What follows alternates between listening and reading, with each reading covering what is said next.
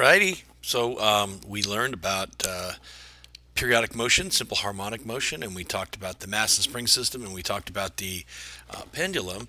And but this chapter is entitled Waves and Vibrations. So what the heck is going on with waves? A wave, basically, definition, a wave is a periodic or traveling. I don't know how many L's traveling is. Probably just one. Disturbance of a medium. And that's kind of a definition of a wave. I prefer traveling disturbance of a medium, but I've heard people say periodic disturbance of a medium. But what the heck does this word medium mean? Medium in this case is not the size between small and large. It's actually closer to the idea when you talk about somebody being a spiritual medium. That means that I guess if people are on the other side and they want to talk to their living relatives, they talk through a medium. But the medium is the material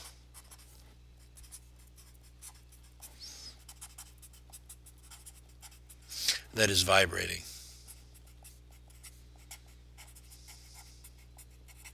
And that kind of gives you an idea of how waves and simple harmonic motion are related.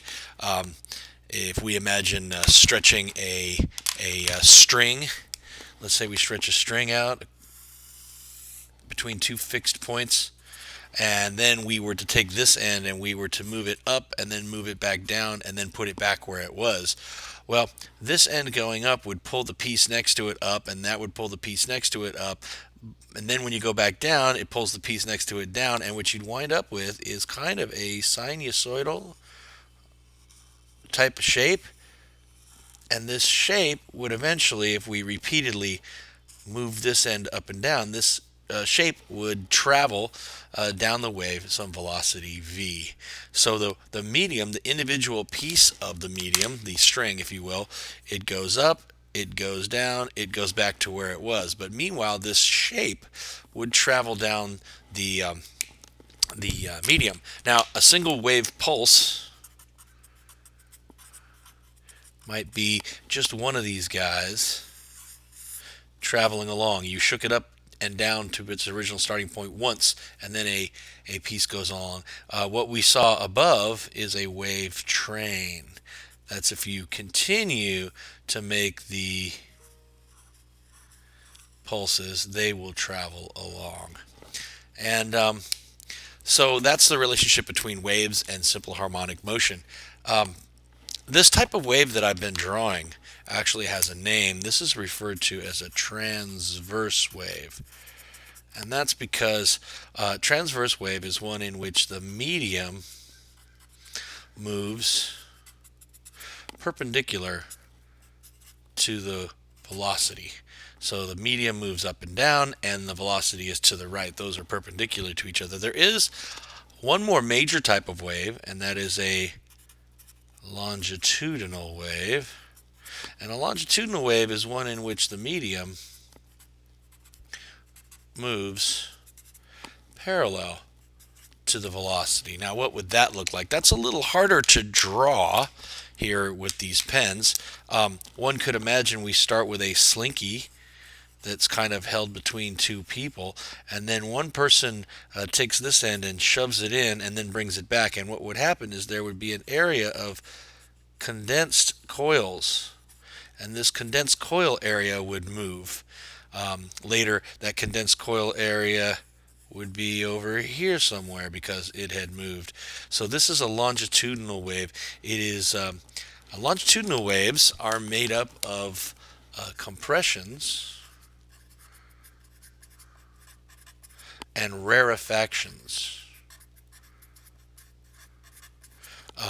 Compressions, of course, are areas where the medium is too close together, and rarefactions are areas where the medium is a little further apart. Okay, so that's the basic idea behind a wave, but we also should talk about the different parts of a wave. So let me utilize this blank area down here, make ourselves a little dotted line. That would represent where the medium is in a normal situation.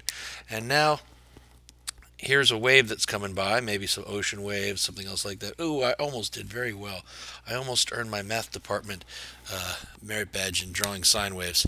A couple things on the wave that you want to notice, and that is that the amplitude of the wave, A is the amplitude, that is the distance that the wave moves away from its normal, the medium moves away from its normal location. Another thing that you might want to notice is that these peaks right here are called crests, and these lower end things here are called troughs. I know it looks like troghs, but it's pronounced trough. And the other thing you might have noticed is that between any two crests is a thing called the wave length. And the wave length is abbreviated with the Greek letter lambda. Greek letter lambda is lowercase lambda. Greek letter lambda is pretty much an upside down Y, or you can think of it as a stick figure giraffe. Check that out, huh? So some of you who have played video games will notice that that's a symbol that gets used in the Half-Life video game library. I don't know whether it's the company that made the game, Valve Software, or whether that's a symbol for the lab in the game, but that's kind of fun right there.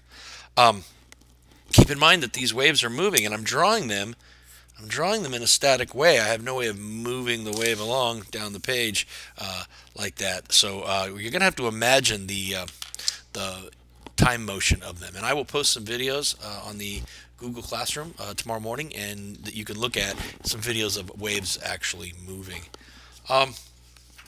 So now that we've got the parts of the wave, and these are characteristic amplitude, wavelength, crests, and troughs. That's important. We have to deal with two more things, and that, oh, hey, look, that's not a good piece of paper. Goodbye. That's a good piece of paper. Okay, we have to deal with two more things. One thing is the time basis of things. If you were a duck or something sitting in the water, and here's a wave that's going by you this way at a velocity v, and then, oh, I can't draw a duck. How am I going to draw a duck? Okay, we're going to draw a duck here. There you go, you're a duck. You're actually going to wind up moving up and down. You're not going to go side to side. You're going to go up and down, but it's going to take you a certain amount of time. And the time to go up and down is the period. However, if you go up and down really fast, like really quickly, then we would talk about frequency. And so let me just say, okay, period, frequency. Okay, this is not good.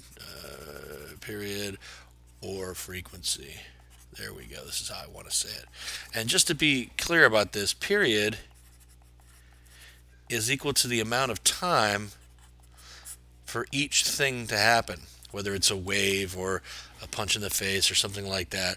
And frequency is the number of things that happen divided by how much time it takes. They are, of course, reciprocals of each other. So that's an important thing that goes along with it. On a side note, before we move on and talk about the most important equation involving waves, there is one type of wave.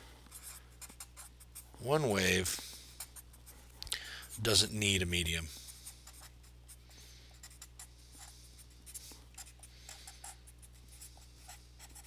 And since you probably read the book before you got to this lecture, I think you understand that it's electromagnetic waves.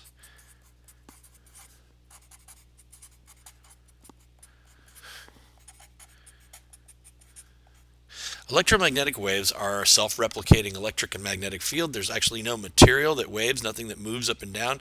They create themselves, and as a result, they are the fastest thing there is.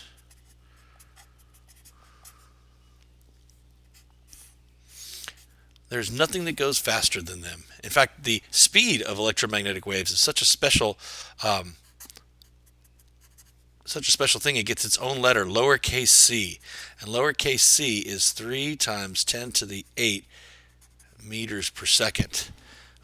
That's a fundamental constant of the universe that really determines how electromagnetic waves behave, and it's really tied into a lot of different bits of physics. It's also the speed limit for the universe. Nothing can go faster than that, and the reason is that electromagnetic waves have no mass, and so they have no matter, so nothing needs to move. You can't go faster than something that doesn't have any inertia, like an electromagnetic wave. Although this speed, which is of course 300 million meters per second, which is about 186,000 or is it million miles per hour, is so fast that light from the sun takes about 8 minutes to get to us. And a signal from the moon takes about, I think it's 2 or 3 seconds to get to us. So it's fast. It's so fast you think it's instantaneous, but it's not instantaneous. So that brings us to the big kahuna here. The most important thing is what I'm going to call the wave equation, although if you talk to advanced physicists, they will have a different thing that is the wave equation. The wave equation gives you the relationship between the speed and the wavelength and the frequency. And it turns out that the speed of any wave is the wavelength of the wave times the frequency, which is the same as saying that the speed is the wavelength divided by the period. And that makes a lot of sense because wavelength is measured in meters. It's a length after all. Period is measured in seconds. So that works out. It's in meters per second. This one's a little harder to parse. This is meters times hertz. And hertz, as you'll recall, were inverse seconds. So it turns out to be the same. It turns out to be meters per second as the unit. Remember, I use square brackets when talking about units. So that's the most important equation right there that we will use when talking about waves. Given given the wavelength and the frequency, you can figure out the speed of the waves. In fact, you could even, if the beaches weren't closed, you could go out and sit just beyond the breaking surf, sit in the area you would sit in while you were waiting for a set coming in, and you could time how long it takes you to go up and down. And let's say that's about 10 or 15 seconds between waves coming by, and you can measure the distance from a photograph or observation from the pier, let's say, and then you could multiply those two things together, or divide them in that case, and find out what the speed of water waves is on the ocean. So that's kind of fun. There's one more thing I wanted to get to and close out this little lecture, and that is what makes waves so spectacular and fun is that waves transport energy without transporting matter. Oh, did I not leave enough space? Well, I'll have to do this. Okay, this is really important. This is one of the reasons why waves are so important and useful is you can send information, energy, or a lot of different things from place to place without actually having to transport any matter. And we know from shipping and things like that that transporting heavy objects takes a lot of energy. It's costly, it takes time. But a wave can transport information with none of that. In fact, let's talk about sound waves, a different type of wave. A sound wave can transport the sound of your voice and the content of your language from one place to another without any of the air coming out of your lungs needing to go to the other person. So in this day of social distancing, sound is perfectly appropriate. We're not breathing on each other and this kind of stuff. So waves are kind of exciting and fun, and that's an introduction to waves. I have two more little lectures to throw at you, and I did make a homework assignment, so check that out and get started on that. And we'll talk to you soon.